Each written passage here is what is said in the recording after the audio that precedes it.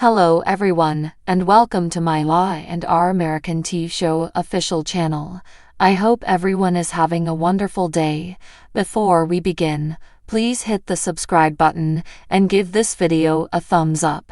At society, Billy comes and tells Sally he's sorry he's late. He had to set Johnny straight about who was the superior vampire. Sally's amused. Billy says he brought her something and passes over some fangs. You have to promise not to bite me. She laughs. Only if you promise not to bite me first. Sally asks how things went with Adam and Chelsea after she left. He says he took off very quickly, albeit things got a little uncomfortable with him and Adam. They decide to change the subject and keep things light and ridiculous. They toast. Sally asks Billy if they should tell dad jokes. He tells her a couple, and they bond over being old movie buffs. Billy recognizes they don't actually know anything about each other. Sally enjoys the thought of getting to know him better. Billy advises they share one tale about themselves that has nothing to do with anything angst-ridden. Sally does a magic trick. Billy reflects that she was reared in a carnival. Flipping a coin, Sally tells him he's first, and to make it good. Billy tries to postpone as Sally insists. Tell me your story. Billy says he lost the business yacht in a poker game. It was called Abbotts. Sally smirks, but worries this is a gambling story, which isn't light. Billy says it was tragic when it happened. He's not sure why he believed it was a good idea to tell this narrative. Sally wonders if he can laugh about it now. Billy says he'll tell her, and they'll find out. At the Abbott residence, Kyle pulls back from kissing Claire and asks whether that's too much. Does she want him to stop? Claire answers, definitely not. They resume kissing. Upstairs, Kyle asks Claire, are you sure you're okay with this? She's positive. They kiss, start undressing, and proceed to the bed. Downstairs, Summer lets herself in. She hunts about and finally spots her phone down the side of the couch. Just then, she discovers Claire's purse in the chair. She screams out, Kyle? Claire? Summer gets to the bottom of the stairs and looks up. Kyle? She shakes her head. In the bedroom, Claire opens Kyle's shirt, and he lays her down on the bed. They hear Summer calling their names. Summer's ready to leave when Kyle comes downstairs with his shirt open and anxiously demands, what's going on? Summer notices he was in a better mood earlier. Kyle says it's late. Why did you come back? Daniel encounters Phyllis on Crimson Light's patio. He assures her he's ready to fight back. She says, let's go. What do we have to do first? Daniel thinks this isn't exactly a we thing. They bicker about him pushing her aside in favor of Christine. Phyllis informs her son she visited with the lawyer.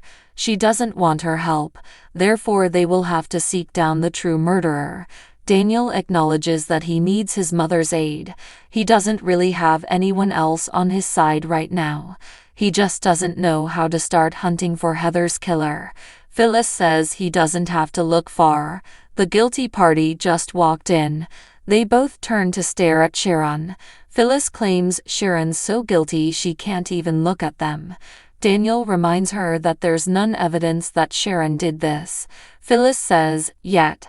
They go over the evidence that was planted in his residence by someone. Phyllis reports that someone is standing over there. Daniel feels whomever did this might still have anything that could incriminate them. Phyllis believes they may also have a lot of guilt. It's time to confront that person about the dreadful thing they done. Phyllis encourages Daniel to follow her lead and steps in to ask Sharon how her Halloween was. Did you see any ghosts? Sharon informs her if she's trick or treating there's extra candy on the counter. Phyllis says her behaviors haven't been downright scary, have they? Sharon's not in the mood for her allegations. Phyllis says, I know what you did. I have proof. Sharon gawps, what the hell are you talking about?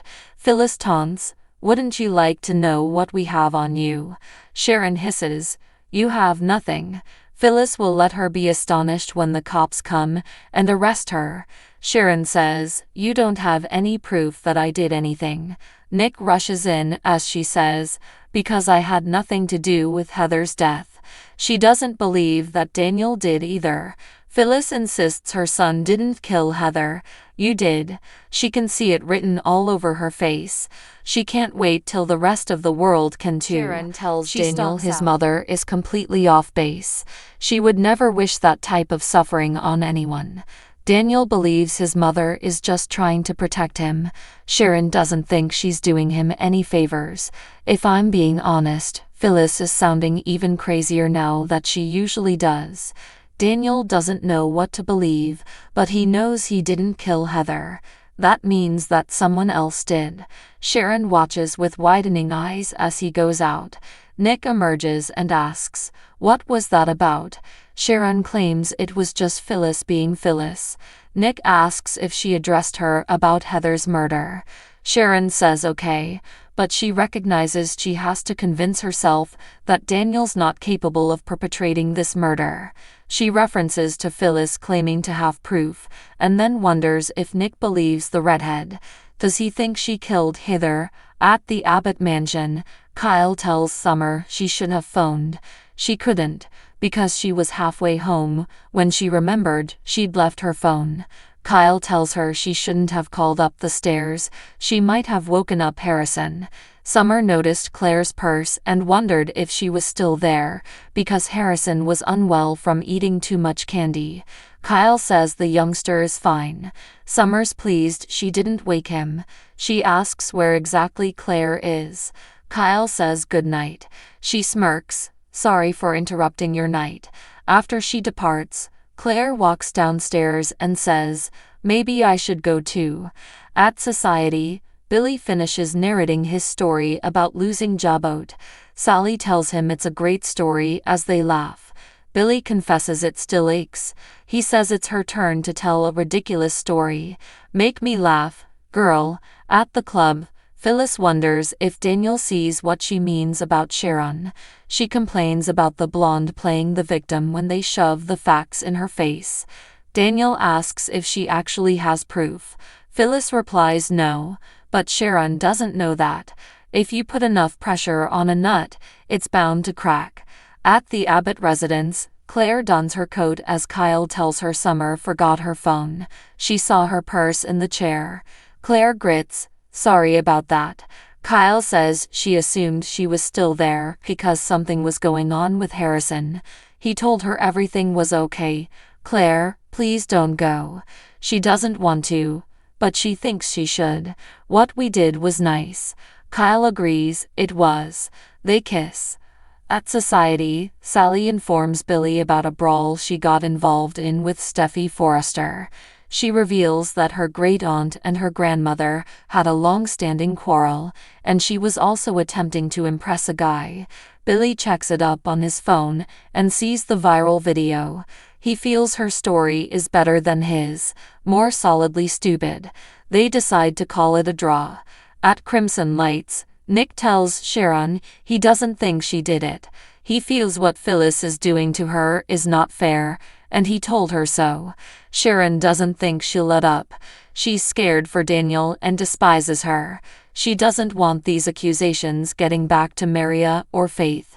She has an idea how to get her to back off. Nick thinks he can talk some sense into her. It's best if Sharon doesn't engage with her. Sharon has to do something. Nick wants to know what she has planned. Sharon may have to acquire a restraining order. She's out of control, and she has to protect herself from her. At the club, Phyllis tells Daniel she'll follow Sharon around and will be relentless. Daniel isn't certain she's right about Sharon. Phyllis hopes to persuade her to admit what she done. She'll barrage her until she exposes herself. Daniel's not sure this is the way to go. She'll wind up behind jail. Phyllis says Sharon has interfered with her family. "I'm going to set a trap for her and make her pay." At the Abbott residence, Claire and Kyle finish their kiss. She says she'll see him in the morning when she comes to take Harrison to school. Kyle won't leave for work until she gets there. Claire tells him she wants this, but Summer's interruption made it feel like it wasn't the proper moment. Kyle tells her to take as much time as she needs. Billy escorts Sally to her suite door. He wonders if they'll ever be able to tell amusing stories about Adam and Chelsea. Sally says, maybe at some point. Tonight was a good start. She pops in the fangs and makes him chuckle. About her biting him? Sally says maybe. He has a lovely neck. Billy wonders if he should come in for a nightcap. Sally says not yet. She does like being with him. Billy quips, that makes two of a kind. He pulls a penny out from under her ear.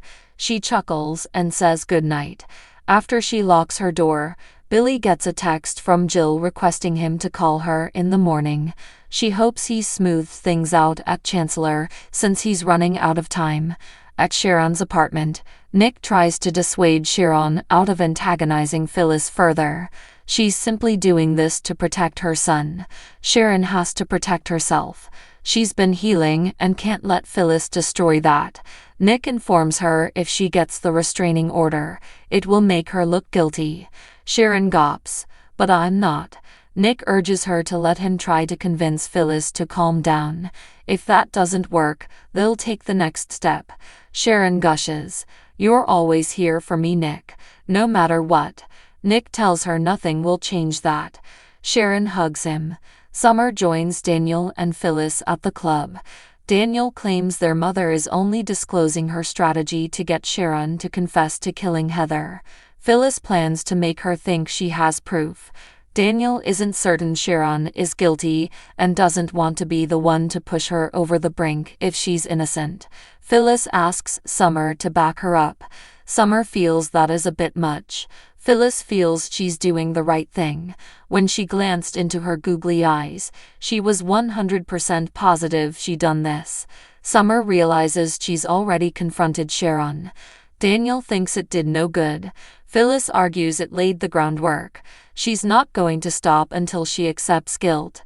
Daniel tells his mother, listen, I don't want you to think for a minute that I don't appreciate your commitment to getting justice for Heather, but whether Sharon's innocent or not, that is going to happen.